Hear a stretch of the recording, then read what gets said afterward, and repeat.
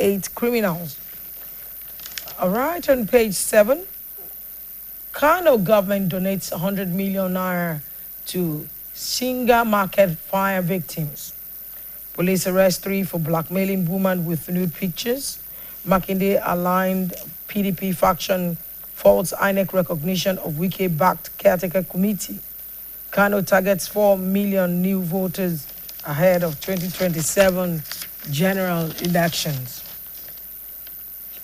All right, on the Ask the Doctor page, snake and the venom. What is glaucoma? My itchy eyes. My problem with back pain. Managing diabetes at 60. My swollen feet. My curved penis. No messes at 14. All right, those are the stories there. You might be interested and you would like to read. All right, let's go to other pages. On page 10 and 11, Comrade Oshomole's bilateral agreement with the skies. Saving is boring. All right, that's another one there. Our bandits lured Kwara communities into massacre. Survivors recount Halloween ordeals. My God. All right, of course, we have some other stories there. My husband cares less about our childless state. Monitor threatens me. Woman tells court. DNA test will show that my lover, a member of parliament, is the father of our 4 children.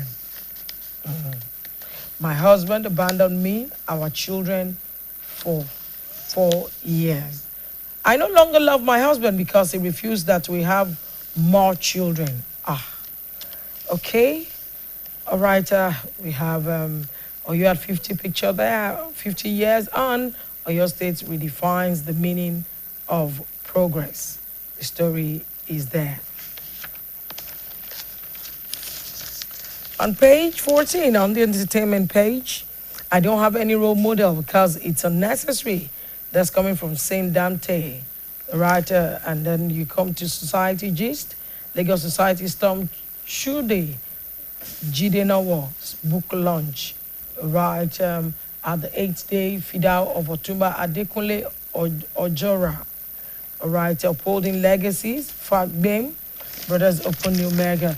All right, let's go to page 16. Lagos residents react to 4.44 trillion naira 2026 budget, demand better security, healthcare, waste management. All right, on page 20, let ex-comrade Oshomole be.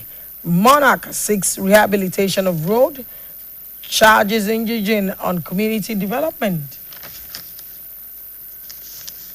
On page 24, exquisite food, hot, saucy, irresistible, best way to enjoy jollof spag and chicken. My God. Early on Saturday morning. All right, why teacher-pupil ratio remains high in Nigeria schools? That's coming from FCE Provost. All right, let's go on a commercial break. We'll be right back. Stay with us. Today's fast-paced world, staying ahead demands peak from our bodies. Like never before, our bodies need an optimum supply of essential nutrients, and Supermalt supports our daily nutritional needs. Supermalt has 20 essential vitamins, minerals, and natural extracts for overall health and wellness. One Supermalt a day gives you energy and vitality, improves your mental performance, and supports your immunity.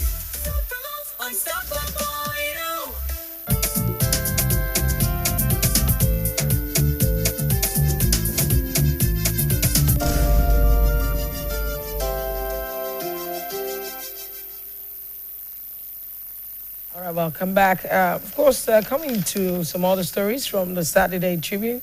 I have this story on page 27. If you were given free visa to live in any African country in 2026, which country will it be?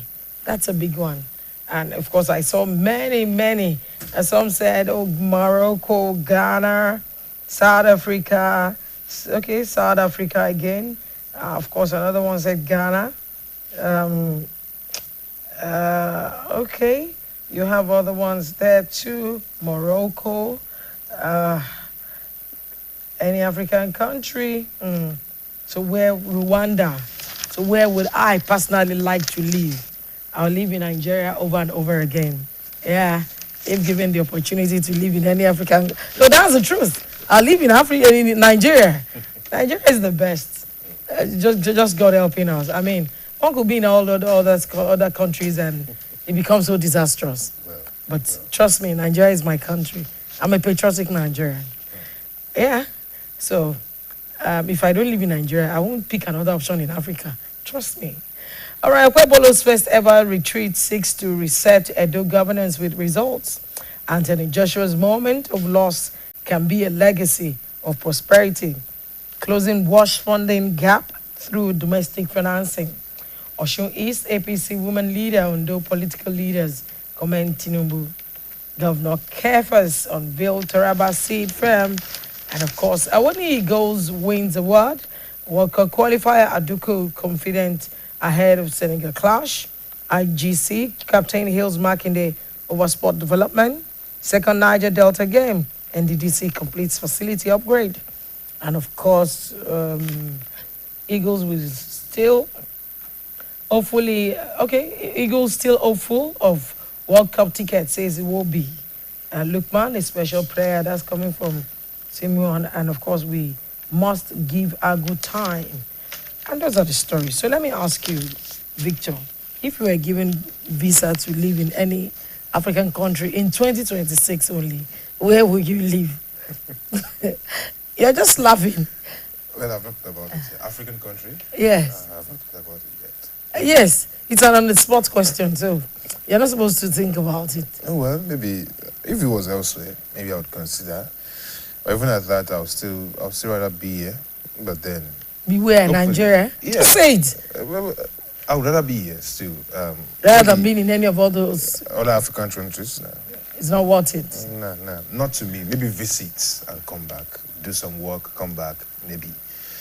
But then, Nigeria is my country. it's my home. All right, over to you, Victor. Those are the stories from the Saturday Tribune. Well, since I'm not leaving the nation, let's go on to the Nation newspaper. Fantastic. Where, we have this one, which is disheartening. Kwara killings, how terrorists lured victims with prayer call.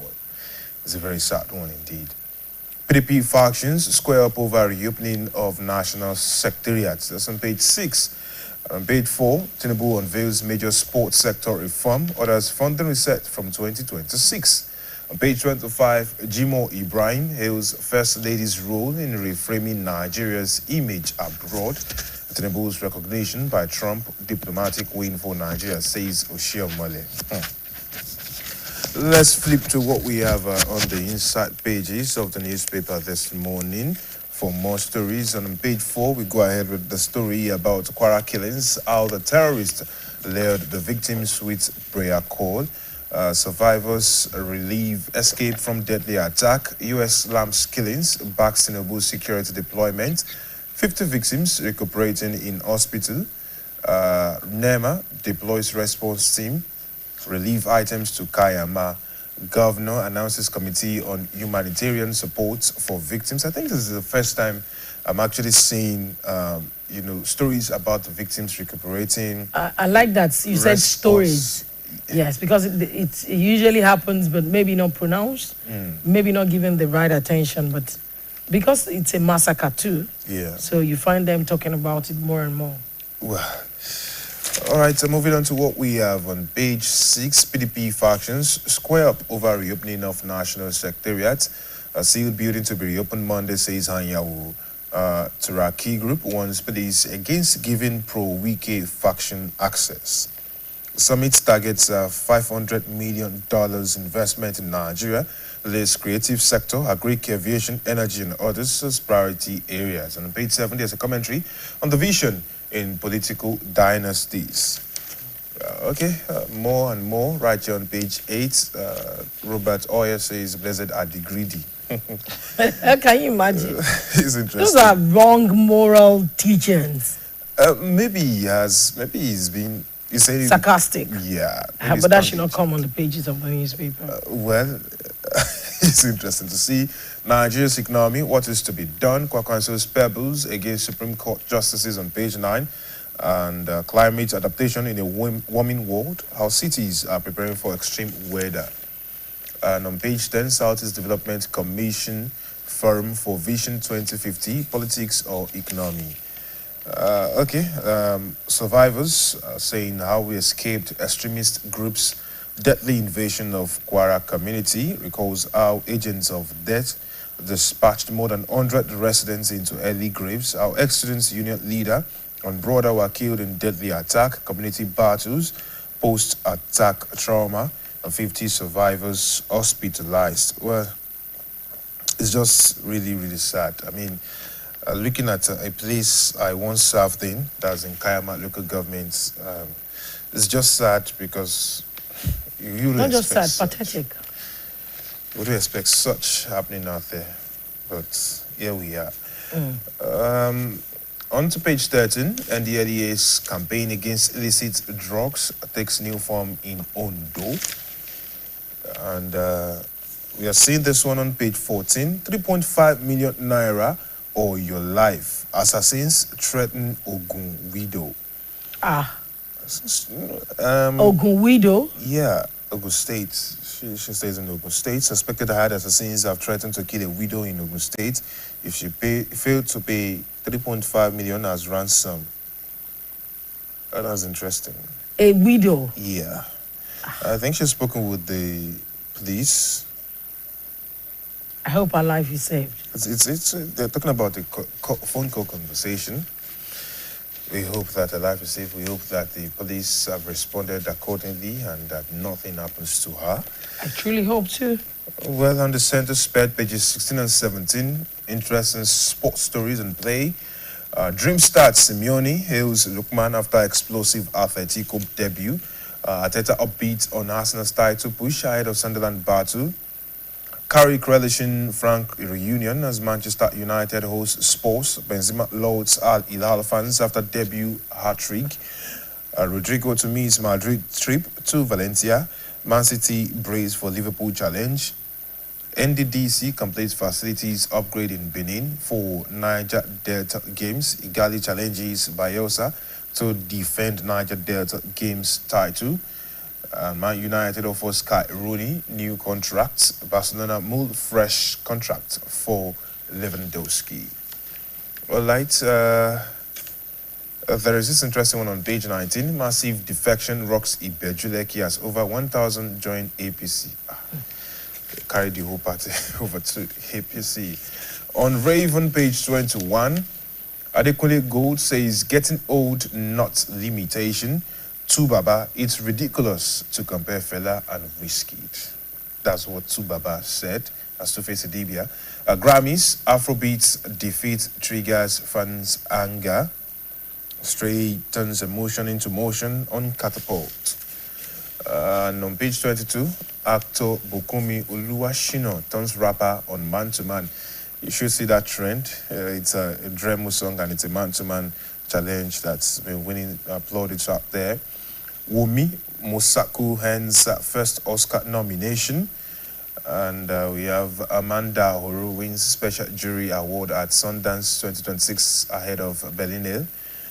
Okay, more and more right there on page 22. Let's flip to page 25 where we have audit reports indicts 6 FCT area councils of over 100 billion naira financial infractions. Reps panel summons, yesterday, official summons right there. 2,000 doctors shot out of housemanship yearly, MDCN tells Senate. Nigeria and Niger agree on terms to eradicate regional insurgency. We hope that this works and curbs the excesses of the insurgents. And on page 26, blood tears as suspected headsmen overrun Benue market. 2 clerics arrested for allegedly torturing minors with heated cutlass. This is really sad. It's happening in those states, and the 2 suspects, Adebodun Muidin and Olade Jomusiliu, it's just sad. It's just sad. Well, kudos to the police and the NSCDC, that's Nigeria Security and Civil Defense Corps in those states, who reacted very quickly to that case. We have a 60-year-old jailed 2 years for stealing power bank and chin. Jeez. As a 60-year-old woman, and she has been sentenced to 2 years imprisonment for burglary and stealing. It seems like Ondo It's the law, so I'm not going to talk. This happened in Ondo. I don't know. Ondo's been in the news today, for some of this. Well, it's just, I think she stole more than that as well. She's actually stole a black sewing machine head. And she broke into the residence of another woman. Wow. Removing the padlock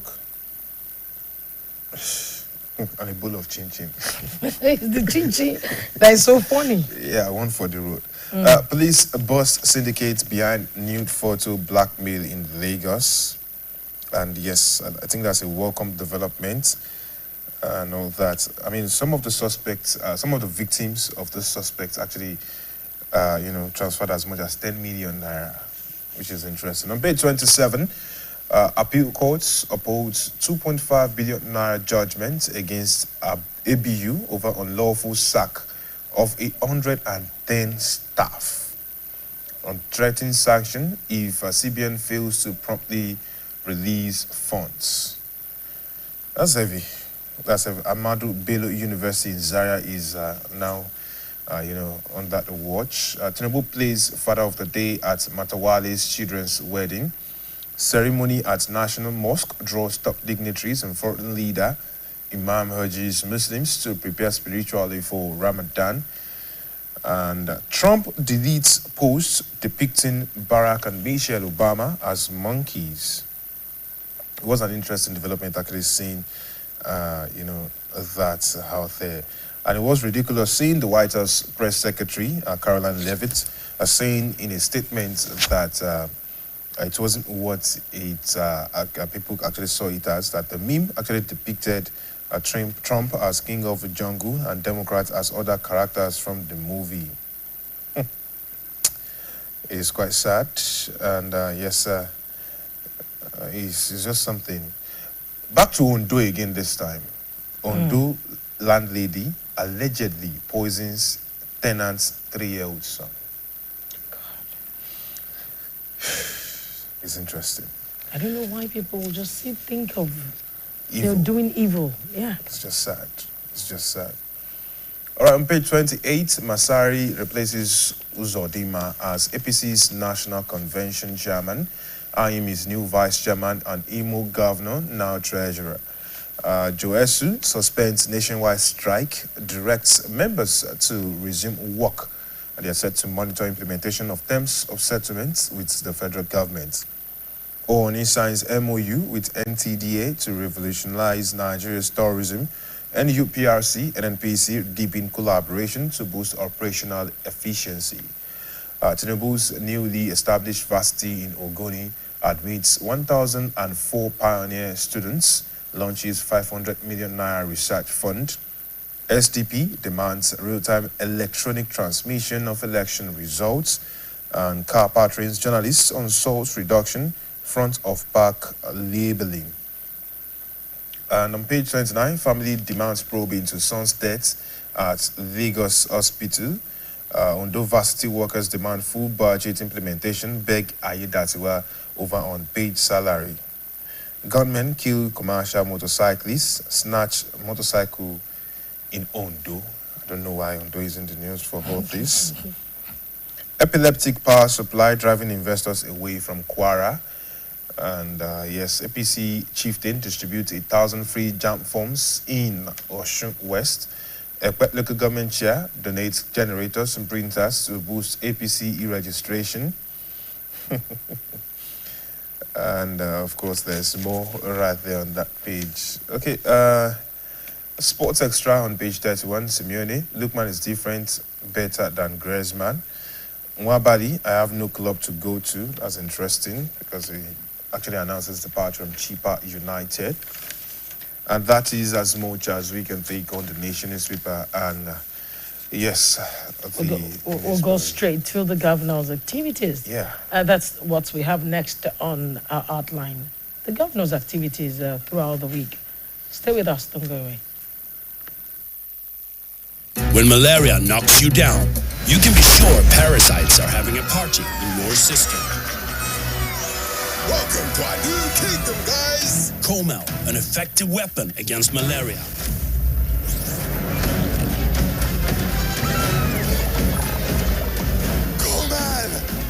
Attacking the parasite army directly to give you express relief and get you back on your feet effectively. Comel on. Malaria gone.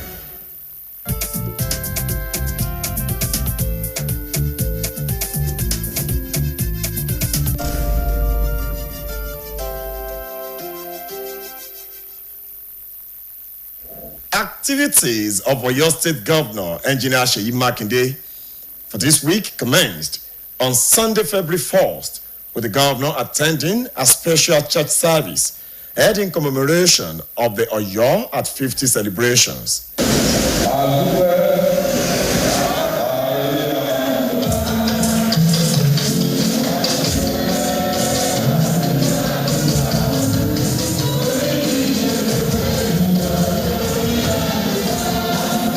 It was a moment to render songs of praise and prayers for Oyo State as Governor Seyi Makinde on Sunday led dignitaries and top government officials to a special Thanksgiving service at the Cathedral of St. Peter Arimo Ibadan to mark the state's Golden Jubilee anniversary.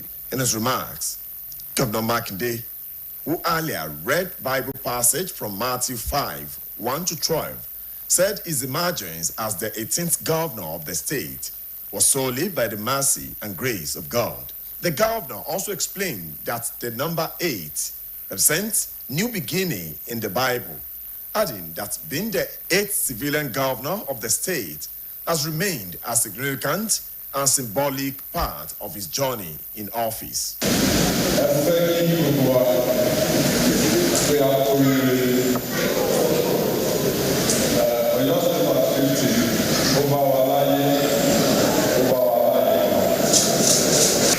So the journey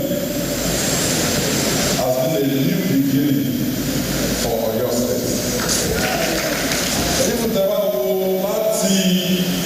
first person to serve this state as the governor, military administrator. So I'm not ashamed to say that yes, Godfather, I only have brought the Father. Governor Makinde, while pledging to address the electricity challenges confronting the Cathedral of St. Peter Arimo, disclosed that the state's independent power project will soon begin the installation of power poles and the distribution of electricity to some areas of Ibadan, the state capital. Earlier in his sermon, titled Gratitude, the diocesan Archbishop Ibadan Province, the Most Reverend Williams Alade Kugbe, said God has been good to Oyo State and also experienced past leaders who contributed meaningfully to the growth of the state in the last 50 years, stressing that the Thanksgiving must not be taken for granted. He congratulated the governor for his people-oriented agenda, which has shaped the state through infrastructural development, workers and pensioner welfare, peaceful coexistence, among others. The rate of infrastructural development in the state is second to none. You have actually worked so well and so hard to make Oyo State the signage of all eyes. The regular and prompt payment of salaries, allowances to workers and pensioners is highly commendable. Special prayers were offered for Governor Makinde, the state, all sectors, and continuity of his administration through a good successor. The event had in attendance the presidential candidate of the Labour Party in the 2023 election and former governor of Anambra State, Mr. Peter Obi, the wife of the Oyo State Governor, Mrs. Tamunominine Makinde, wife of Osun State Governor, Chief Titilola Adeleke, former First Lady of Oyo State, Chief Mutiat Ladoja, the Chief Judge of the State, Honorable Justice Yabo Yerima, the Secretary to the State Government, SSG, Professor Musba Babatude, the Chief of Staff, Otumba Shegun Ogunwuyi, the Head of Service, Mrs. Olubumi Oni, state and federal lawmakers, among others. On Tuesday, February 3rd, Governor Seyi Makinde joined the National Chairman of the People's Democratic Party, PDP, Dr. Kabir Turaki, SAN, to officially commission the party's newly constructed state secretariat located at Okeado, Ibadan. It was another landmark achievement by Oyo State Governor Engineer Seyi Makinde as members of the People's Democratic Party, PDP, in Oyo State and beyond came together to commission the newly built PDP Oyo State Secretariat, named after a former chairman of the PDP in the state, Chief Omokumi Mustafa. The edifice was commissioned by the national chairman of the People's Democratic Party, PDP, Dr. Kabiru Turaki, SAN, while Governor Seyi Makinde handed over the secretariat documents to the national chairman of the party.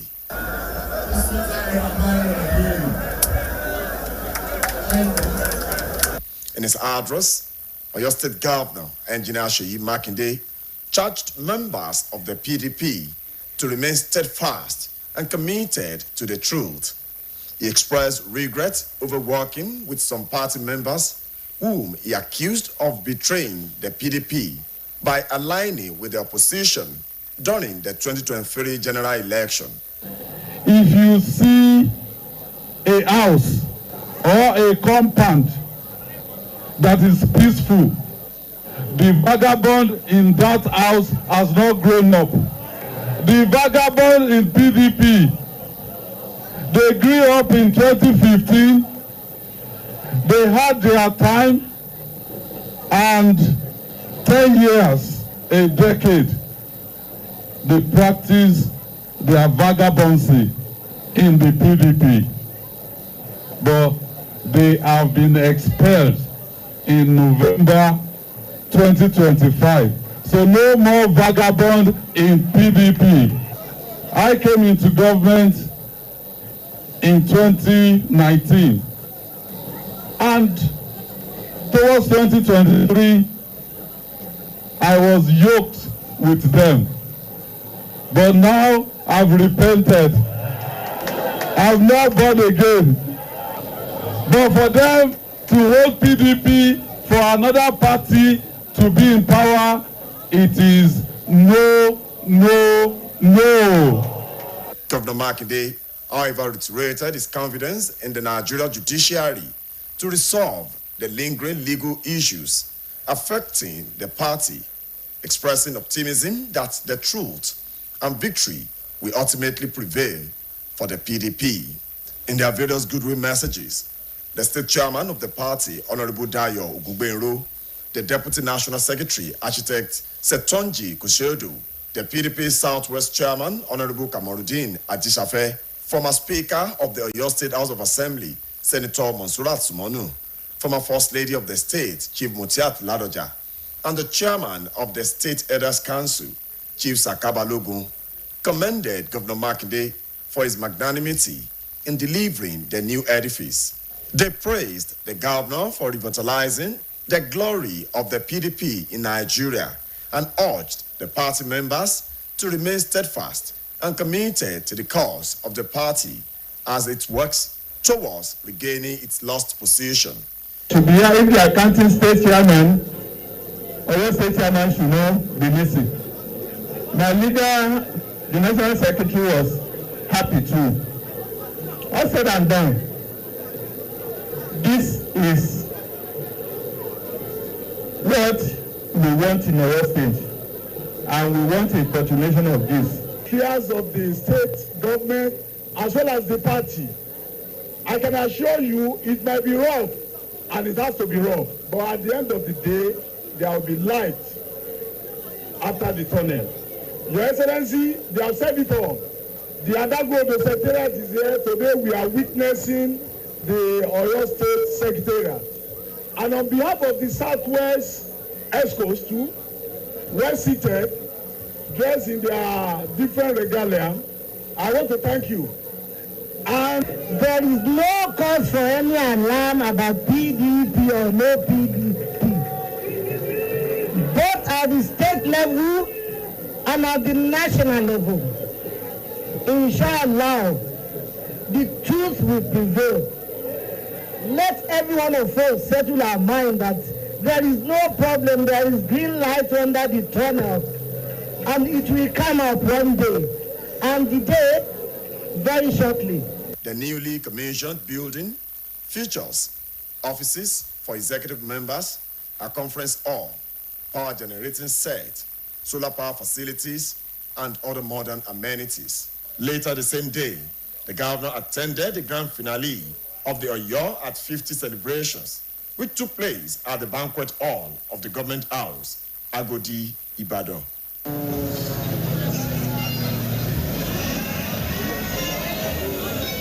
Oyo State, the pace-setter state, on Tuesday, once again demonstrated its hallmark of excellence as distinguished guests, dignitaries, and proud citizens converged at the newly built Government House Banquet Hall for the dinner and awards night. The event was held to commemorate 5 decades of resilience, progress, and outstanding achievements as part of Oyo at 50 celebrations.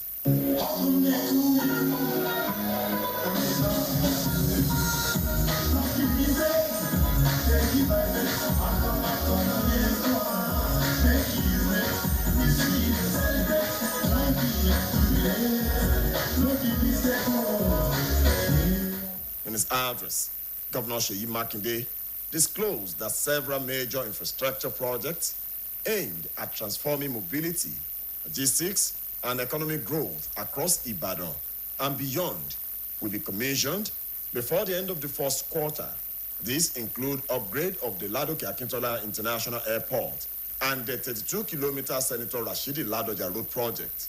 The governor also revealed that the state has acquired surveillance aircraft to strengthen its security architecture, adding that the modern electric buses will soon be deployed as part of his administration's commitment to expanding transport infrastructure and ensuring efficient and affordable public transportation for residents. Oyo State has passed through moments of tension, transition, and institutional testing. And each time we emerge stronger, wiser, and more committed to stability and progress. In his welcome address, the chairman of the Oyo at 50 Planning Committee, Honorable Said Fijabi, commended Governor Seyi Makinde for his leadership and unwavering support to the committee, noting that his commitment has been instrumental to the successful staging of the state's Golden Jubilee Anniversary celebrations. In his remarks, the chairman of the Nigeria Governors Forum and Governor of Kwara State, Abdulrahman Abdulrazak, commended Governor Seyi Makinde for restoring Oyo State to its former glory through numerous infrastructural developments.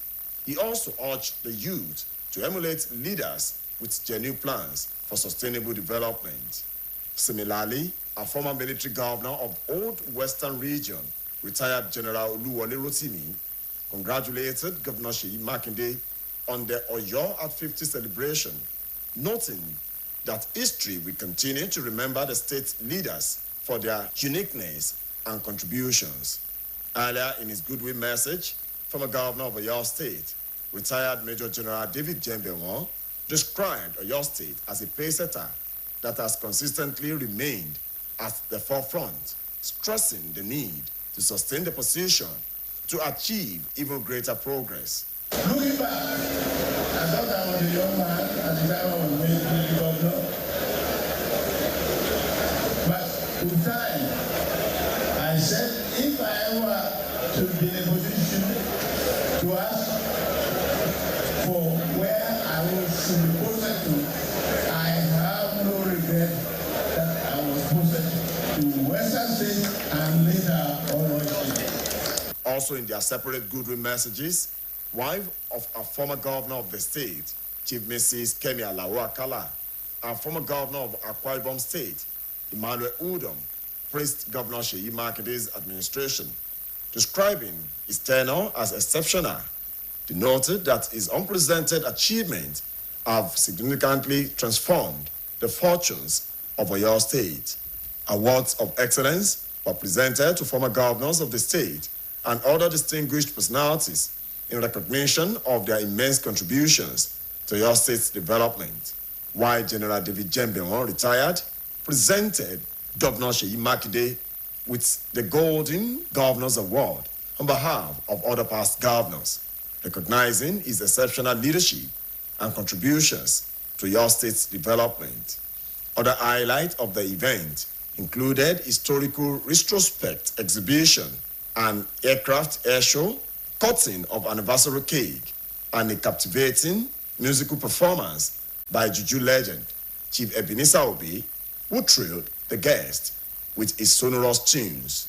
The technical and news crew of the Broadcasting Corporation of Oyo State, led by its chairman, Mrs. Dr. Olaitan, were on ground to beam live coverage of the event, providing comprehensive updates throughout the program. On Thursday, February 5, Governor Seyi Makinde officially inducted 3,933 newly recruited primary health workers into the Oyo State workforce as part of efforts to strengthen healthcare delivery across the state. After embarking on construction and upgrade of 351 primary healthcare facilities in each ward of the state, it became necessary to provide competent medical professionals and healthcare workers to complement this infrastructure and improve healthcare accessibility to the grassroots.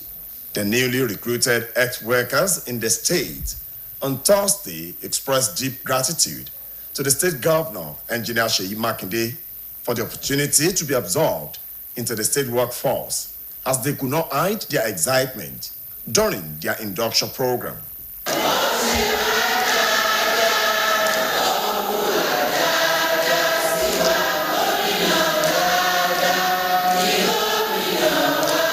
Addressing the newly recruited healthcare workers, Governor Makinde acknowledged that they were all employed on merit, encouraging them to be committed to their new responsibility as the state government will ensure their career and engagement is rewarding.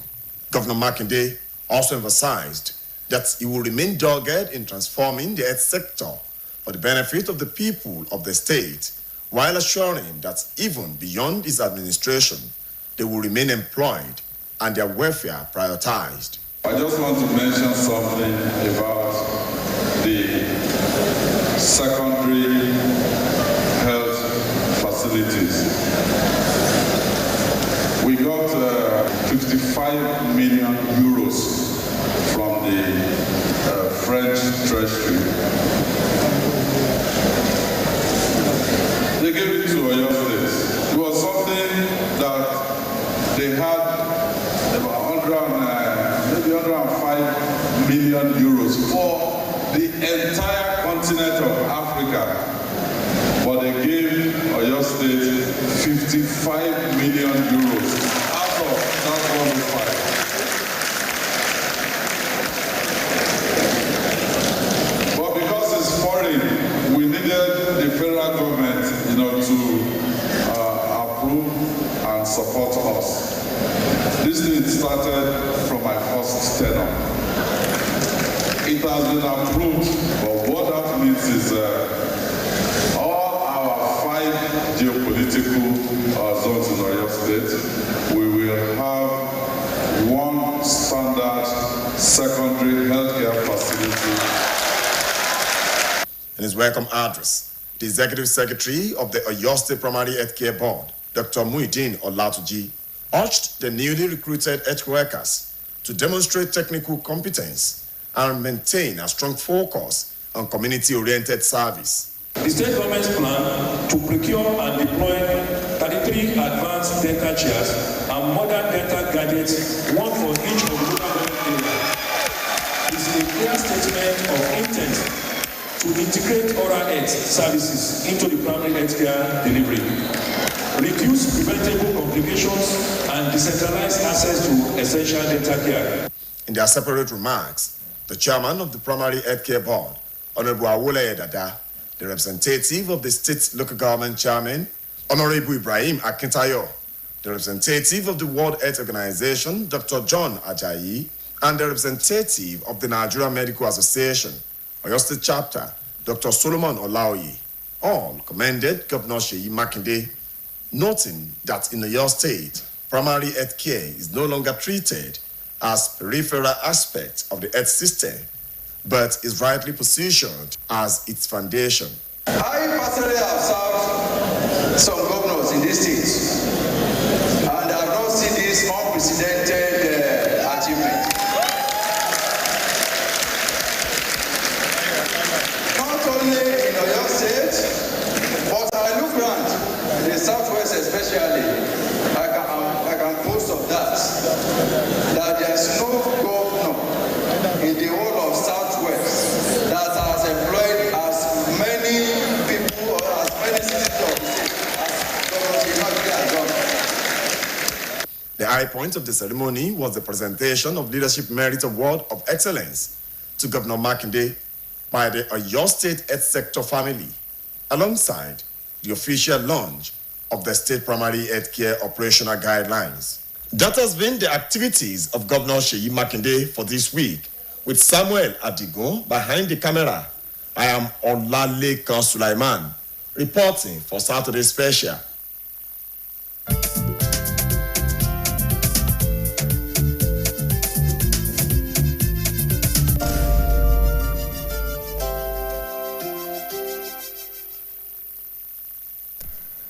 All right, welcome back. It's still Saturday Special on the Broadcasting Corporation of Oyo State. We'd like to welcome you back.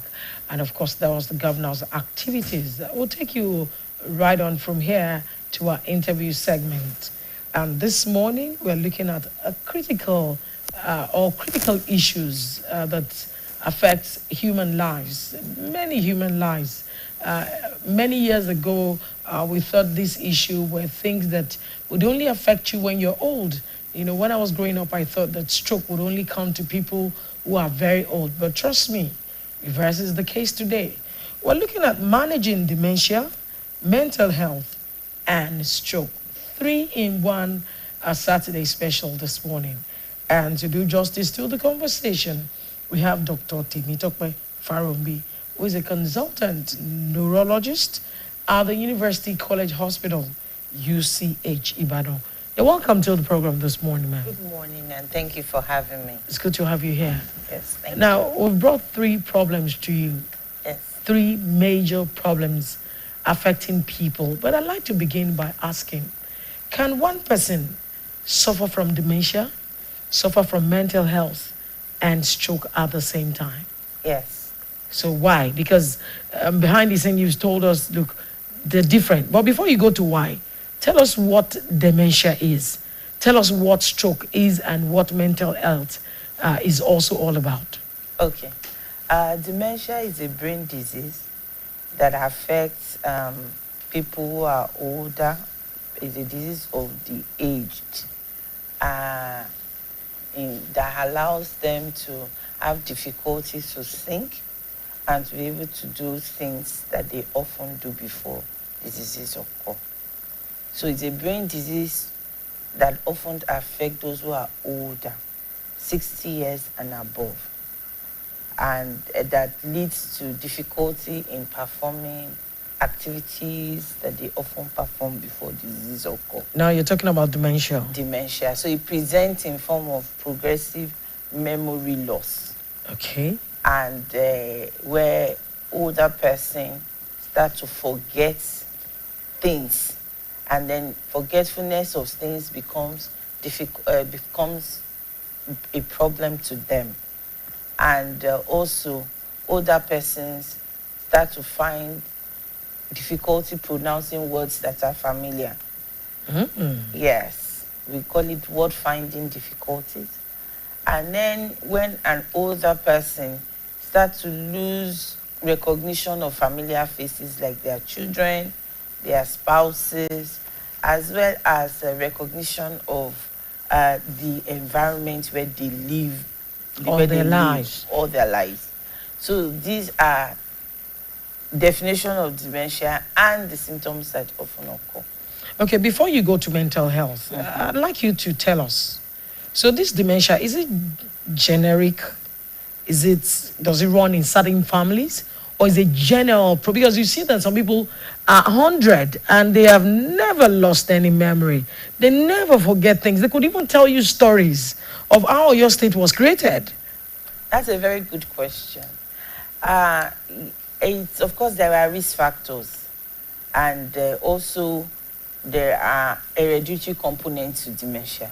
That is, those who have parents or grandparents who have history of dementia can have possibility of them having that dementia down the line. So there is genetic components of this dementia, and there are non-genetic components in terms of risk factors that could make someone to develop dementia. I'm beginning to think, Victor, maybe we should first trash out dementia before we go to other ones. Well, I think before we do that, some people are already curious. So before we break it into the 3 different parts that we've looked at, are they neurologically connected? It's a brain disease. So neurology is a specialty that deals with brain, spinal cord, nerves, and muscles of the body. So when we talk about brain disease, that's a neurology. So it means that it's a neurological condition. So it's a brain disease. So dementia, mental health, and stroke can be somehow connected neurologically. I don't understand the word neurological, because neurology is a specialty. I understand that. Yes. So, but then someone who has dementia can express symptoms of behavioral symptoms that we see in mental health. Oh. Yes. And then stroke can also occur. But someone who has stroke also, a stroke is a risk factor to developing dementia down the line. Oh, so stroke is a risk factor for dementia? Yes, definitely. Dementia is a risk factor for mental health? That's why I didn't want us to merge the 3. So we study that one by one so that we understand where we're going. Let's just do one after the other now. Yes, it's just like it can be interconnected. That's the point. It can be interconnected. They're related and... Oh, okay. So trying to understand the 3. Yeah, but then, for dementia specifically, it often affects those who are older. You said 60 and above. 60 and above. The risk increases as people aged. But for stroke can happen even to a 10-year-old child. So, and mental health condition also can affect the younger ones too. So does it mean that dementia cannot happen to anyone less than 60? Is that what you're saying? The prevalence is very low. But it's about 10%. Oh. Yes, so we call that dementia in the young. And that one also has its own risk factors. Now, in the life of people, have we seen it in recent times? I'm saying dementia in young people. Younger, like, what's the percentage? Let's look at it. I just said 10%. Oh, you said 10%? 10%. So, dementia in the young, and we say dementia in the young when dementia occur in persons who are 50 and below. So, it's still a disease of the age. It's not dementia in somebody who is 20, except the person has what we call Down syndrome. Okay. Because that's a very that's a genetic component. No, but trust me, Down syndrome in the first instance, you may not even have opportunity like other children have. So dementia might not even be a major issue that they'll be dealing with. Because we have not focused on it. No, oftentimes we leave people who have Down syndrome. That's the point. And that's one area that I think also government needs to look into. Okay, because people with Down syndrome die because of lack of treatment and lack of support. That's why. But for those who gets to a certain age can develop symptoms that present in form of dementia, losing what they've already gotten before. All right, let's talk about dementia itself. Let's focus on it now so people would understand. What are the early signs? What are the early signs that people miss? Dementia also is still a broad umbrella. There are different types of dementia. Let's just but the commonest type is what we call Alzheimer's disease. Oh, Alzheimer's. Alzheimer's, that's the commonest type. It happens, it takes about 70 to 75% of type of dementia. So that's the commonest. And it's a progressive loss of memory and loss of cognition that it leads to difficulty performing activities of daily living.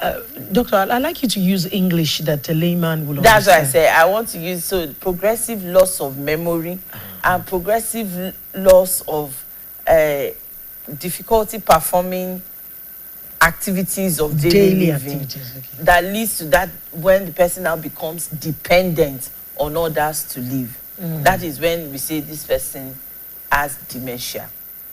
So that's a broad term. And then we now the Alzheimer's one. It's idiopathic. What I mean by idiopathic is that we cannot pinpoint a particular cause, but there are associated risk factors that can lead to. Number one is aging. As one grows older, the risk of developing dementia is increased. Other risk factors that are common are hypertension, untreated hypertension, untreated diabetes, untreated cholesterol. Air pollution is a major risk factor. Hearing loss is a risk factor in developing Alzheimer's. And then depression is also a risk factor. Smoking, lifestyle, sedentary lifestyle, obesity is a risk factor. Yes, a sedentary lifestyle and low literacy also is a risk factor. Literacy? Low literacy. How is that, I mean, related? Yes, it is very related. Low literacy in terms of not actively using the brain. Yes, is a risk factor. So not having a good education, at least to a straight education of 10 to 12 years is a risk factor. So we need to constantly work our brains. Yes. So overworking the brain does not not cause overworking. I'm asking. Exercising the brain by learning with it. So learning with it, learning languages can be a form of exercise. Doing puzzles, chess, sudoku. Those are ways to watching movies. Not watching movies. Maybe playing some games can actually be. But there are some movies that would test metrics and the likes that would would allow you to think. And you don't watch movie every day. No, people do. But then if you do that, you are over flogging the brain. How? Such that you are creating another avenue for sedentary lifestyle. Because when you watch movie, you sit down to watch movie, and if you do that every day, you stay in one point, you are not exercising, you are not moving your body. That's also, you are affecting the brain in that instances. And that becomes even overstimulation of the brain, which also can lead to stress and lack of sleep. Okay. So things doing in moderacy also is very important to the brain. Now you're speaking about the early signs. Now you're speaking about Alzheimer's as Yes. a type. Now, what are the other types? And at what point should families start to look for medical help? Okay, thank you. Other types are vascular dementia. That is dementia as a result of vascular risk factors. And then we have what we call frontotemporal dementia. That one exhibits more of behavioral pattern than the forgetfulness that we see. And then there is Lewy body dementia with Lewy body. This is as a result of pathological signs that is seen in the brain. When oftentimes when that patient dies and they do histology of the brain, they say this. Of course, there are symptoms that patient would have elicited while the patient is alive. For the signs is forgetfulness, progressive loss of memory, and examples of forgetfulness, because people do forget things, but they recover it fast. They forget what to say. But when it becomes something that you leave your key in the house and you turn the house upside down, you were told about things, important things, and you never remember that you had that discussion. Or when you couldn't even remember that names of things like you now start confabulating, trying to do explanation of this, as simple as saying, I'm going to Mapo Hall. You know, this is a significant point. It is known as Mapo Hall, and everybody knows it. For those who already know what Mapo Hall is. And then you now start saying that place, that where they used to have this historical gathering. You know, you are finding excuses around it. Or church, as simple as churches. I'm going to church. You not remembering what church is. Finding it difficult to bring that word out. Or when you say spoon, use of spoon, things you do every day, not even remembering. For some who already know how to use mobile phone, like picking a call or dialing someone, they can't even remember how the processes are. And these are progressive, and then it worsens with time. So that time they can't use, even the muscle memory won't be activated? No, muscle is not involved in this. Because muscle memory are involuntary things that happens. That one happens spontaneously. Okay. But what requires you to think, like executive function, they may not even know how to calculate simple calculation, like those who sell things or those who even operate bank may not be able to continue to operate their bank. And also, as the disease progresses, then they start losing memories of familiar faces, like their children, their cousins, their loved ones, such that they may not be able to put names to that face any longer. And or they start calling their daughter their aunt or their mom, or their wife, having problems identifying who the wife is. So these are kind of symptoms that they exhibit. Occasions, they can have behavioral problem. What do I mean by they become, those who are initially reserved may become very talkative, very irritable, and those who are outgoing before may be withdrawn and reserved. So that might actually be what the family will first notice about their older ones, that don't shame mama, what's wrong with this, with mama or baba that is reserved these days, or is becoming irritable and talkative, or they cannot hold continuous conversation, so they go into tangents, they go off point. You are discussing something and they are discussing something entirely different. And there are occasions whereby when they go out, they won't be able to navigate their way back home. And there are instances where we see that older adults get lost along the way and people start looking for them. So these are symptoms that often gets the families to be worried. But the first one that starts, especially with Alzheimer's disease, is progressive memory loss. So for the different types, like I said, it's progressive, but for vascular type, it comes suddenly. Families also often notice when that sharp difference come into people. And oftentimes we say that it's as a result of vascular. Maybe someone has been having minor strokes in the brain that is not really apparent. Like people say partial stroke. There's nothing like partial stroke too, but that is not really apparent. So, and then what they now present this, you now be like, you can put time to the symptoms. You can say, I noticed mama developed this symptom on this so day.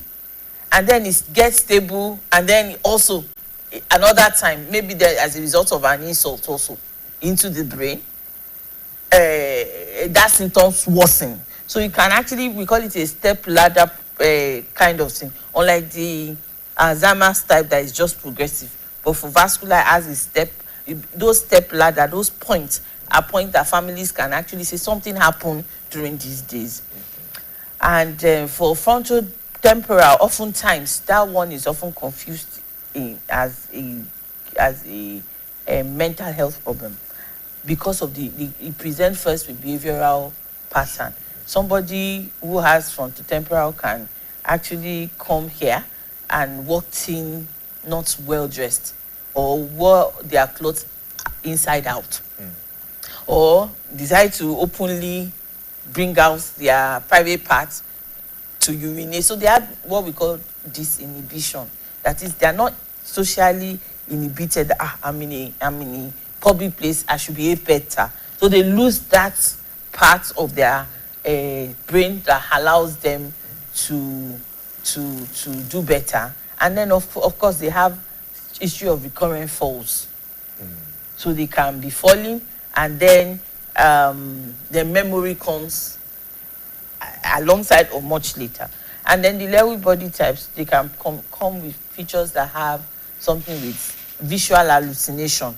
They start seeing things others don't see. All these symptoms can actually occur in different forms of dementia, but at different stages as the disease progresses. Thank you very much for explaining all of this, because I'm sure that someone somewhere out there has seen some of these symptoms before, and now they would have to watch their loved ones and their families better. Now that we have said that, we have talked about the risk factors, we have talked about the symptoms, the types of dementia that we have. Can it be reversed? Can it be slowed down? Even for the step ladder type or for the progressive, can it be slowed down? Can it be reversed? Can it be stopped? Unfortunately, the word reversed is it's be like a miracle in medical parlance. It can't be cured, because when you say reverse, that means there's a cure. Okay. So for now, there is no cure, because oftentimes by the time symptoms start occurring, it has done a lot of damages to the brain. Okay. And right now, there are no medication that can reverse the damage that has been done. I'll be slowing it down. However, there are medications, there are ways, treatments medically possible that we can slow it down. And that's why it's important for them to bring their loved one to the hospital. What do we do to prevent as well? To prevent the risk factors I mentioned earlier, we cannot prevent aging. Everybody wants to grow older. But all the risk factors that I mentioned earlier, like you regularly checking if one is hypertensive and you are taking your medications, if one is diabetic, you are taking your medication, you checking if you have cholesterol, you are checking your medication, you avoiding excessive stress that lead to lack of sleep. Also, you trying to be active, even mentally, by exercising the brain, reading, solving complex problems, something that tasks the brain all the time, and avoiding lifestyle that allows people to drink excessively or smoke cigarettes. Or so those, once you are able to do that, or as much as possible, policies that reduces air pollution, and then risk factors like hearing difficulties, like our youth these days that have like they put AirPods, earpiece, headphone, and they blast music at a frequency that is not good for the ear. So all these are ways that we can prevent it. If we are able to be conscious of all that I have added aside aging, we can reduce the risk by 40%. Now, you talked about air pollution, and from the first time you mentioned it, I wanted to ask, when you say air pollution, can we narrow it down? Let's know what the kind of air, are you talking about exhaust from vehicles, generator smoke? I mean, yes, cooking smoke? Right now, we don't, a lot of things are being said on climate and environmental impact on the brain that we are not even, it's not a priority for us for discussion here. But the air pollution that we are talking about has to do with unguarded deforestation, that people just cut down trees and burn trees, and also combustions from vehicles that constantly, and now also with generators, that people actually sleep with generator very close to them. And then even physical planning is not a thing now. You know, when you want to plan green cities where there is proper aeration in those places, Berea is not a good example of a good city because it is clustered together. So there's a lot of air pollution there. so these are the things that can cause air pollution. Industrialization, where there is unchecked fumes into the atmosphere. All these have their effects, and tiny in the long run have effects on the brain also. So that's what I meant by air pollution. And this had been documented and researched largely in developed countries. And that's why those who are campaigning for climate changes and environmental issues with brain health, they are making it a 4-4. Okay, because of time, let's quickly go into mental health. And at some point, you could help us link how, if there's any link between mental health and dementia, you can later along the conversation link the two. So what is mental health? Okay. Why would someone have mental health issues? Mental health is a problem that happens to individual that allows them difficulty to think, to feel, and to behave in a way that is acceptable to the society, majorly in a way that is acceptable to society, without them having insight into how that is, how that affects them and how it affects others around them. That's a very simple way. So we often say that it is disease of the mind. Why? Is because we cannot place a structural defect in the brain to this. So it's just the way people think, people behave, people feel and interact with others that is outside the 97 percentile of human behavior. And that is why people start saying, okay, this is a problem. So that's a simple way to define mental health for us. It's not even in the absence of disease, in a way that people can have a coexisting diseases and then expresses a mental health problem. So that's the definition of mental health. And it can be divided into a mood problem, and then it can be divided into behavioral problem. So it has its own definition and it's very broad. But oftentimes we use mental health so loosely these days. By saying, my mental health is stressed or is affected or something like that. Well, let's talk about the role of the environment, the background in mental health issues, because I've heard some people say that your upbringing matters a lot when you're talking about your mental health.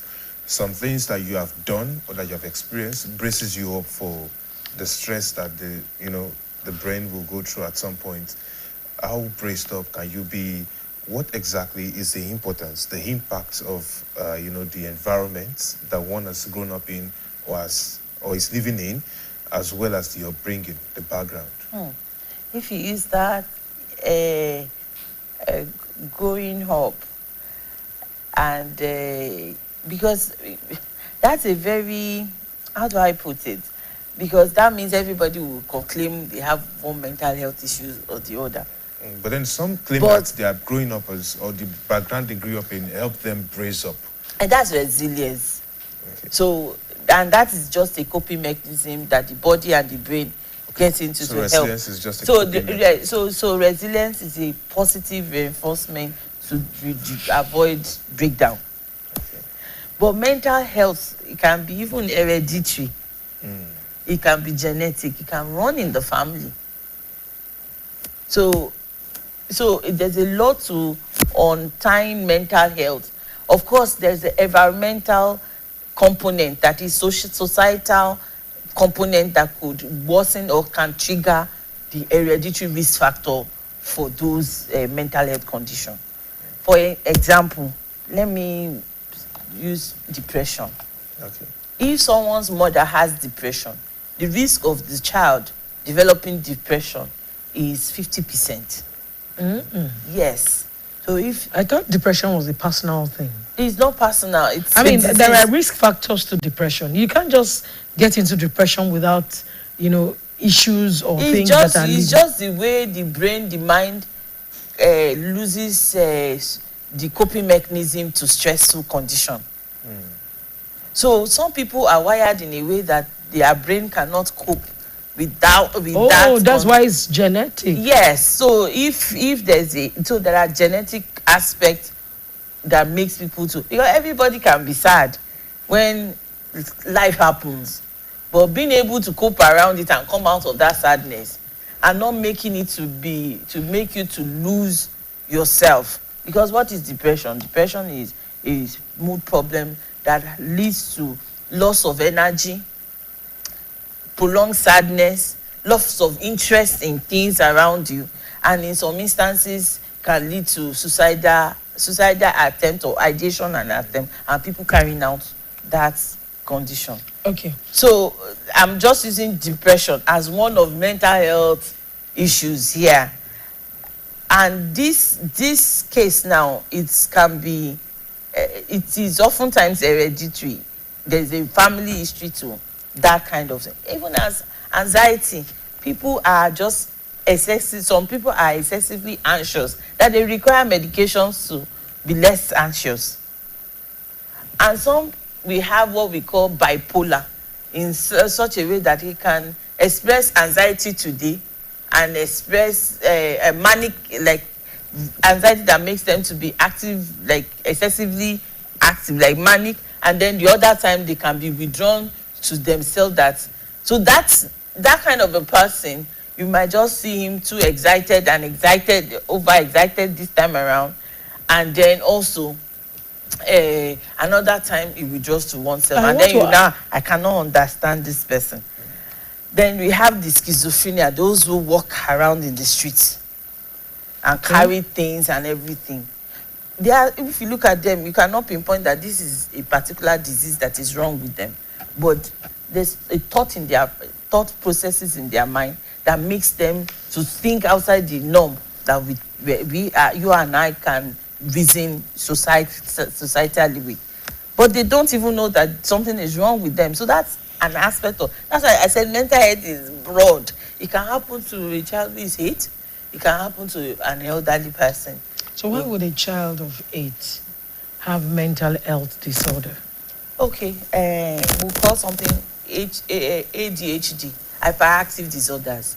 This has a form of mental health that is seen more in younger ones. That child cannot stay in class. Energetic. Too excessively energetic, cannot have attention. So do you get what I'm trying to say? So that's a form of mental health condition that requires medication. Now, I've seen a lot of times when people talk about mental problems, and when you're talking this morning, you're talking about the mind. Yes. Now, help us. Where is the mind located? That's one. Because when people talk about mental health issues, they think of the brain. Yes. Is the mind situated in the brain? Yes. But you are not seeing any structural defect. Yeah. That's it. Like example, and that's the difference between psychiatry and neurology. Okay. Because this has to do with micro changes within the brain that makes people to think differently or do things differently. Unlike headache now, we can actually pinpoint where the headache is coming from in the brain. Unlike stroke, we know that, okay, this is where the stroke is coming from. Do you understand? These are micro changes in the macro changes. We call it structural changes in the brain. But here, because the brain is the seat of cognition, I'm using the word cognition, that is how people recognize that they are within the space. It is the brain that makes you to know your name. It's the brain that makes you to understand what I am talking and you are listening and then you could respond back. It's the brain that makes me to know that I am even in a studio in BCOS at this point. So that is a perfectly functioning brain. However, someone with mental health condition will be roaming around, or when you have a discussion with them, there's a thought that start coming and then tangential that goes, like somebody will be having different thought pattern that is not with what we are currently discussing. It's not in tandem. And then when you go check the brain, you cannot see any structural problem within that brain. Okay. Now, so it is the brain that it is the seat of the mind. Okay. Now, I'd also like us to know. I know you have said that some medications can help, maybe to manage, suppress. One, can mental health issues be cured? That's one. I'm taking you through some questions. Two, can mental health be resolved through miracles? Because we've seen a lot. People say, oh, they prayed for him and, he was mentally sick or ill, and then he's back on his feet. Like a miracle, and maybe some of the things we watch in the movie, that's another one. And then when someone has a mental health issue, can the brain be operated for mental? Those are the questions. Okay, thank you. Can mental health be treated? Yes. But can it be cured? Maybe it can be managed in a very long time. That is if you are continually taking your medication. But can mental health be cured miraculously? It is not only medications that we use in managing mental health. There's this aspect of psychotherapy. Family members. Yes, social family therapy that they can help with someone, especially if someone has someone with dementia, depression, someone with anxiety. So there is psychotherapy. So I think the psychotherapy aspect of it is what people see as miracle. Okay. Psychotherapy is just talking to individuals without using medication, allowing them to seeing reasons. Why they shouldn't there's a structural way, structural guidelines to getting that person talk through discussion without use of medication. So there are that kind of medication treatment way, and of course the sickness. That's why at times they say you should see a clinical psychologist or a psychiatrist to help, but it doesn't necessarily that you use medication. So that aspect can actually be what the miracle can come from.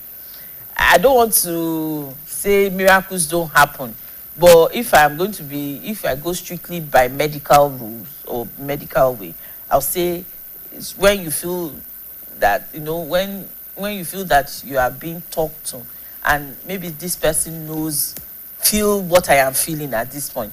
The attention to want to listen to the person will be greater.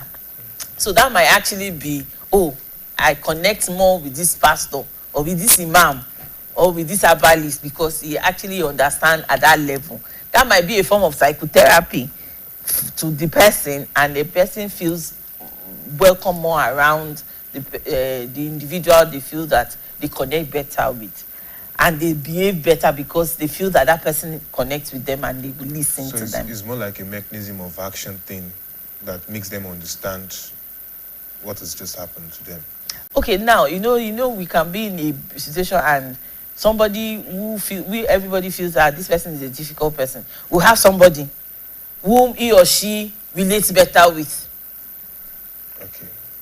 Do you understand? Okay. So that's also in that case. Okay. When such miracles happen, might be that the person has found something relatable between them. Maybe what the imam says or what the pastor says or something like that. She asked another part about maybe there can be a surgery or something like that. Operation. Yeah, do we operate the brain for mental health issues? No. Okay, no. just the I just use the word mental health issues have no structural. No, I'm not even asking because of that. I'm asking general because these are some of the misconceptions about. Thank you. Yes, anything brain. I have a place that we call the brain center. The first time people saw that, they say, this is a place where they will be treating people with mental health. I had to come out there. Excuse you. The brain center, the brain has a lot. And mental health is just one aspect of many problems of the brain. So you can see that kind of a thing. So what we are trying to say here is that for mental health, there is no structural to it. Okay. So going to operate a brain is as a result that there is a structural problem that needs to be corrected. Before we leave mental health, exactly. I'm curious because you mentioned depression, you mentioned anxiety. That's a form of I understand health. that. But can untreated anxiety, because when you mentioned anxiety, you said some people have to take medications. Yes. For depression as well. Can untreated depression or anxiety lead to perhaps dementia or stroke? Untreated depression. Depression is a risk factor. But then when one is depressed, you lose interest and everything, and then you don't want to associate. So the brain kind of shut down with that, and that might lead to people not recognizing or forgetting things. It's just that depression. However, when you treat that depression, the person can start to recognize. That's very treatable, but it's not a cause of dementia. It's just a risk factor. About stroke. Before we look at stroke quickly, I'd like us to let's just have this clear understanding about mental health. There are people that when their loved ones leave them, they automatically go into depression and they lose their mind, which is the mental health disorder. Sometimes it's more common in relationship, heartbreaks. Why is it so much in that? Human beings, we are social beings, and we are connected and interdependent with each other emotionally. And so when you have emotional attachment, maybe to your loved ones, and in this case, maybe a loss, it is normal to go through the grief processes that people go through. Denial, all those processes of grief, blame, you blaming yourself if you have done something better, and then sadness, you will be sad. However, these processes, of course, they will say you don't tell people how to grieve. Let them grieve their way. Let them do their way. However, when grieving down become inimical to the person that is grieving, that is where we start looking at, we need attention to this. So it is just the way the brain is wired for that person. We process things differently, and that's where the childhood experience, the environmental experience where you come from also matters. I know for men, while they are growing up, they've been conditioned, that's the word, conditioned to be strong. Yeah, absorb everything. To absorb things. And it is conditioned to show that if a man cries publicly, he's seen as a weaker person. And that's a very bad conditioning. And that's why you see a lot of suicidal attempt or suicide is higher among male, because they don't have a way where to allow express the exit to express the bottle up emotion because of the condition, societal conditioning of honestly, our time is fast spent and we have a few minutes to go. Gosh. So we want to talk about stroke quickly. Yes. I wish we could suspend the stroke, and because there is more to mental health issues. There's a lot. Yes, and it seems like it's something that happens on a daily basis. People go through things, lose jobs, lose their loved ones. But let's just look at stroke on the surface. So what is stroke? Why would someone have stroke? I'll simply put, stroke is brain attack. Yes, the way we say heart attack. Stroke is brain attack. It's a sudden shock, sudden neurological deficit. It happens to people suddenly as a result of vascular cause. What do I mean? Blood vessels in the brain. So if someone is depressed, I'm sorry, I'm taking you back. Yes. Someone is depressed and something else happens again, so shocking, so bad, That's not stroke. So what is stroke? I've just told you, it's brain attack, a sudden neurological deficit. So what's that neurologic deficit? Give us examples. Example. So there are symptoms of stroke, and that symptoms we use the acronym FAST. Face. Somebody might be talking, and right away you see that one side of the face is dysmorphic.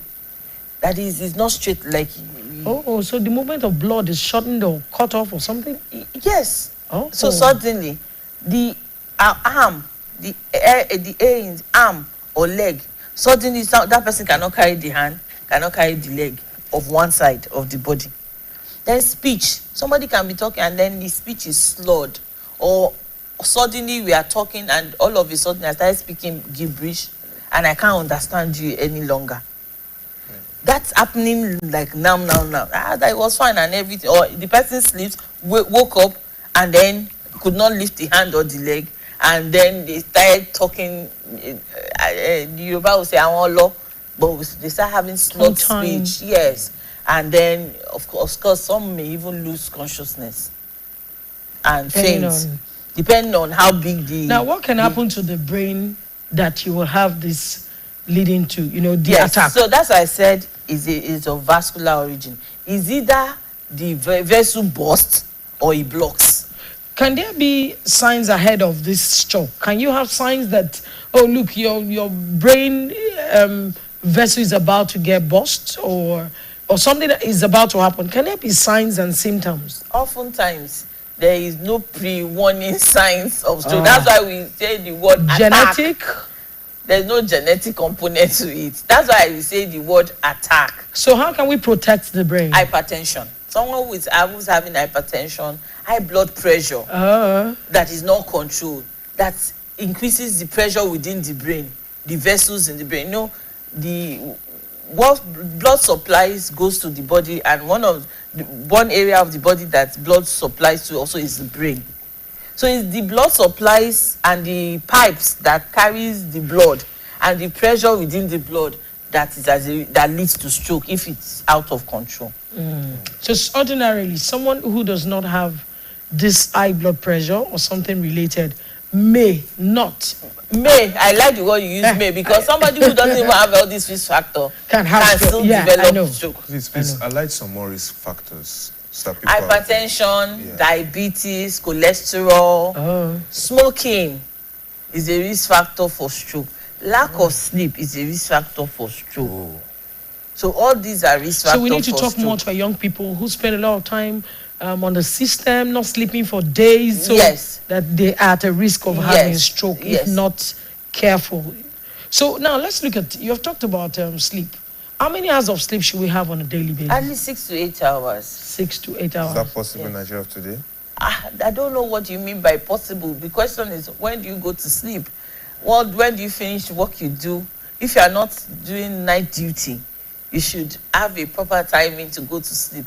And Nigeria today, people go to their bed with their phone and that encroaches the time that they sleep. So you having a proper sleep hygiene and sleep habits is very good. Okay, now that you've got into that, because I was going there, structured sleep, you mentioned that, sleep habits. How do we develop that, or how do we morph back into that? There are some people who, because of work and other things, family issues and all that, they have had to have disruptive sleeping patterns. Let me use that now. Yes. How do we go back to, and what's can people recognize what a structured sleep pattern is, a good sleeping habit? Yeah, a good sleep. I don't want to put time to it, but the way the brain function is that we have when the sun sets and sunrise. Okay. That's how we should be able to work with sleeping. So sunsets often occur around 7, right? 6, 7 in the evening. So you are expected to sleep in the evening. And then sun rises in the morning around 5, 6. You're expected to wake up around that time. So if we work, that's why we normally look at those dark phases of the sun, because our brain works with the lighting. So that when you are in the evening, when the sun is set and everywhere is dark, and you are in a flooded area where the light is much, your brain will not say that, oh, this is sunset and I need to go sleep. So if you have a distorted sleep pattern, it's to reduce light around you. That's why we don't, in a room, you should have a blue light instead of yellow light that is very bright. Blue light. Yes. So a kind of that mimics sun setting. if you cannot sleep at all without light. I advise that you should put your mobile phone away because it is very bright and you kind of open your eyes and a lot of chemical excites you based on what you see. And also noise also, like turning on radio or TV in a room. These are a very bad sleep habit that can disrupt sleep. Of course, there are occasions where you have a lot of heavy things to do, heavy mind that is disturbing your mind. Positive distraction like reading novels can help, or reading a religious book can help in that regard. That is why, first, if someone is having problem with sleep, we want to first do what we call sleep hygiene. And these are the things I have said now. You recognizing the diurnal pattern of days, like the morning and the night, and then knowing that one needs to wind down, because if you don't and you are active, that means you are disrupting. When you sleep is when your brain rests. When you sleep is when you renew strength, even you renew your body chemicals and everything. So that is why sleep is very important, and it becomes a risk factor for all these things that we have mentioned. Okay. Because somebody with lack of sleep can develop a psychosis, can develop this psychosis, and okay. That's it. Because of our time, I'd like you to advise the people at home generally about dementia. If you're going through dementia, what do you do? If you have mental health issues, where do you go? I can't say if you are seeing signs, because you have told us that it's a sudden attack on the brain. And if people have stroke, what can they do? Thank you very much. You've touched a lot of broad aspects of the brain. So I'll say that we should prioritize brain health. That's it, brain health. It's like an umbrella that takes care of all that you have talked about. And how do you prioritize brain health? Oftentimes people don't know that brain is an organ that we need to take care of.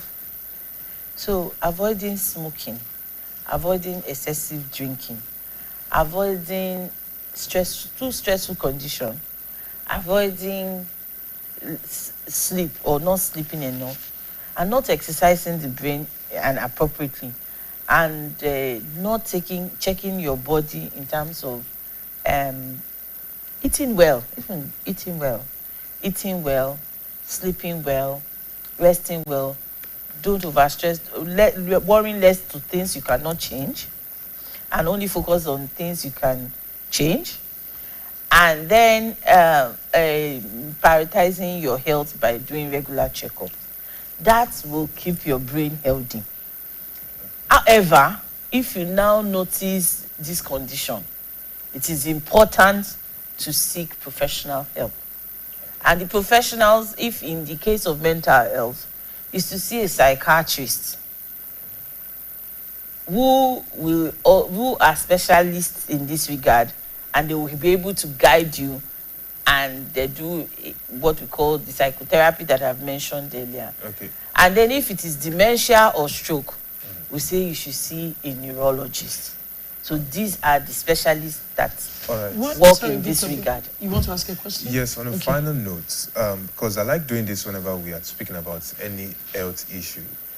What message are you going to give to those around the people who might be suffering from these conditions? Because as much as the people who are with these conditions need to know, the people around them also need to understand something. What goes around comes around. You can't determine the kind of condition you have. So showing understanding is very important when people have mental health issues. That's not the time to stigmatize them or ostracize them. So showing understanding and being empathetic towards humans will go a long way to be helpful to ourselves. Okay, and for me, finally, before we wrap it up, some people, when they have mental health issues or any of these issues, they go to traditional medicine, experts, the herbalist and things like that. In just one word, is it appropriate? When they go there, I think this traditional medicine experts should refer them appropriately. We should learn to know our limitations in how to treat people. I'm not saying you should not go to those places, but they have limitations. The best they can do at that point is to do psychotherapy for you. But if the condition requires medication, it is important including giving them herbal drugs, all these agbo and things like that. Are they curable? Most of our drugs are synthesized from herbs. Yeah. However, it's not metered in the dosage that work for things. Okay. So when they give that kind of herbal drugs, they both give things that are good and things that are bad. So that's why. So I am not here to criticize herbal medication, because in some places like China, they really worked on their traditional medicine, looking at herbs as a way to improve health. And it's working. Yeah, but then they've done a lot of research behind it. And then they've done dosage and metering to giving the right quantity, the right dosage at the right time for a period of time. All right. So that's one thing I'll say. Thank you so much, Dr. Temitope Farumbi, for helping us unpack everything about managing dementia, mental health, and stroke as well. She is a consultant neurologist at the University College Hospital, Ibadan, and it's been a swell conversation with her on the program. So, yes, we thank you on behalf of the entire production crew. Thank you for having me. Thank you for being here. Thank you. All right, we're going on a break, and when we come back, of course, it's going to be Global Update. Stay with us, don't go away.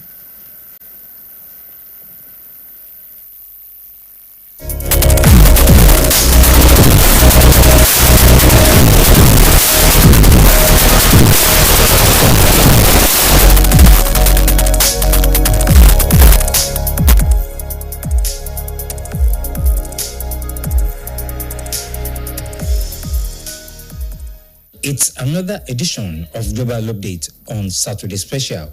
BCOS Television, Ilake de Ruta Bashon in Ibadan. My name is Bimbo Akambi.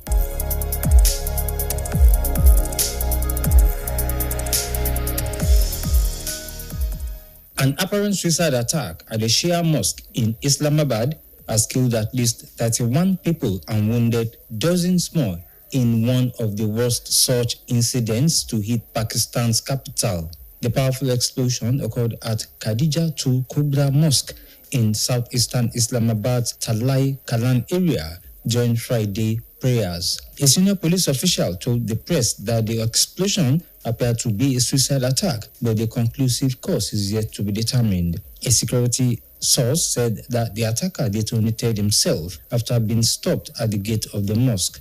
In a statement, Islamabad administration said 169 people were transferred to hospital after rescue teams reached the site of the explosion. Footage shared on social media showed bloodied bodies laying on the floor of the mosque, surrounded by broken glass and debris. In a statement, Pakistan's Prime Minister Shehbaz Sharif expressed his deep grief following the incident.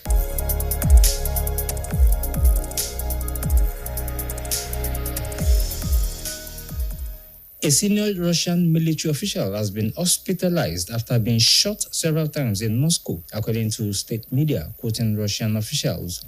An unknown assailant carried out a gun attack on Lieutenant General Vladimir Alexeyev, deputy chief of Russian military intelligence, in a residential building. Svetlana Petrenko, spokesperson for the Russian Investigative Committee ICR, said on Friday. Alexeyev is deputy chief of the main directorate of the General Staff at the Ministry of Defense. Petrenko told reporters that a criminal investigation has been opened for attempted murder and illegal trafficking in firearms regarding the incident, according to the Interfax news agency. A shooting attack took place in a building at Volokolamsk Highway in Moscow, and the suspect fled the scene. Russian Foreign Minister Sergei Lavrov accused Kiev without providing any evidence of being behind the assassination attempt, claiming that it was designed to sabotage the peace talks on the war in Ukraine. There has been no comment from Ukraine on the shooting.